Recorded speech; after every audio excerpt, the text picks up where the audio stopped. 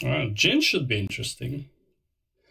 In a 5-minute video. I highly doubt he covers Jin very well, but fuck it. I remember Jin from the... Oh, what is that cinematic with Camille? It's the same cinematic as Riven versus Draven. Oh, it's my favorite cinematic, and I always forget the name. It's not Awaken, it's the other one.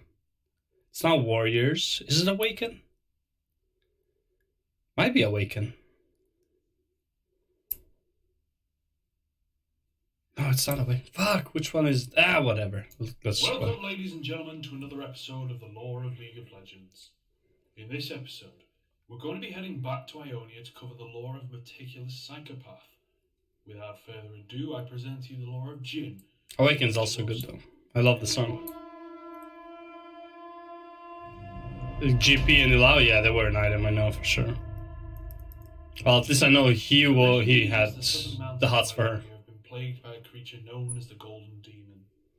Throughout the province of Zion, a monster had slaughtered scores of travellers, and sometimes even whole farmsteads, leaving behind twisted displays of corpses.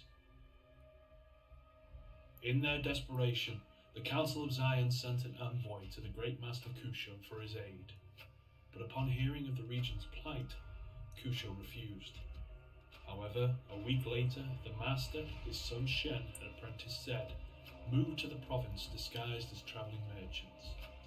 In secret, they visited the families that had been emotionally shattered by the killings, dissected the horrific scenes, and looked for possible connections and patterns to the murders.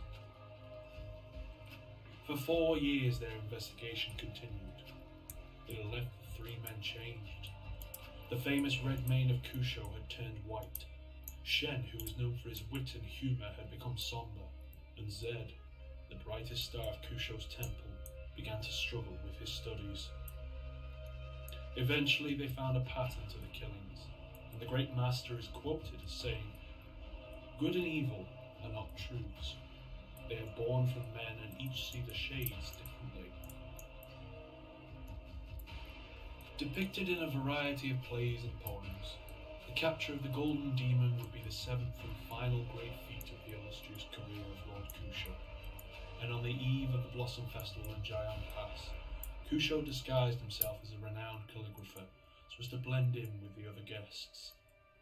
The wait began.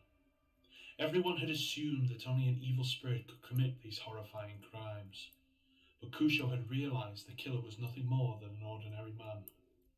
The famed Golden Demon was actually a mere stagehand in Zion's travelling theatres and opera houses, working under the name of Kada Jin. When they finally caught Jin, the young Zed marched forward to kill the cowering man, but Kusho forbid it. Why? Despite the atrocities and horror of Jin's actions, the Master decided that he should be taken alive and left at Tula prison. Bro, no wonder Zed turned to the dark side. His master's a fucking bitch. Just kill him. Shen disagreed, but accepted the emotionless logic of his father's judgment. Zed, who had become disturbed and haunted by the murder scenes he had witnessed, was unable to accept the decision. Because of this, resentment had begun to bloom in his heart. Though imprisoned in Tula for many years, the polite and shy Kada Jin had revealed very little of himself to those he came into contact with. Even his real name continued to remain a mystery. But while a prisoner, the monks noted he was a bright student who excelled in many areas, including smithing, poetry, and dance. Regardless, the monks and guards could find nothing to cure him of his morbid fascinations. Outside the prison, Ionia had fallen into turmoil as the Noxian Empire's invasion had led to political instability. War had awoken the tranquil nation's appetite for bloodshed, and the peace and balance that Kusho had famously fought to protect had been shattered from within as dark hearts rose into power and secret alliances competed for influence. Desperate to counter the power of the ninja and Wuju swordsman, a cabal within the ruling council had conspired to secretly free Jin and turn him further into an instrument of terror. Now, with access to the Kashuri Armory's new weapons and nearly unlimited funds, the scale of Jin's performances has grown.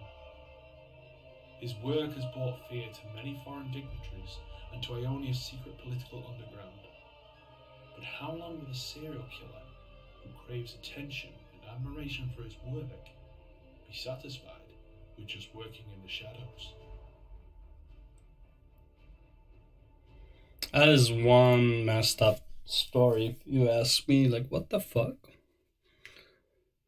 So Kusho, Shen, and Zed finally catch him. Obviously, Zed wants to kill him, smart man. They bring him in, and then the swamp, the political party, sets him free, gives him weapons, and unleashes him. I'm assuming their goal is on the Noxians, but like, clearly that's not what's gonna happen.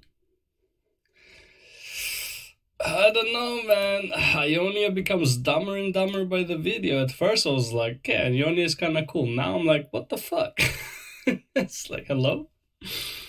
Alright, well, it is what it is. Yep. Okay. Okay, Twin Dawns. What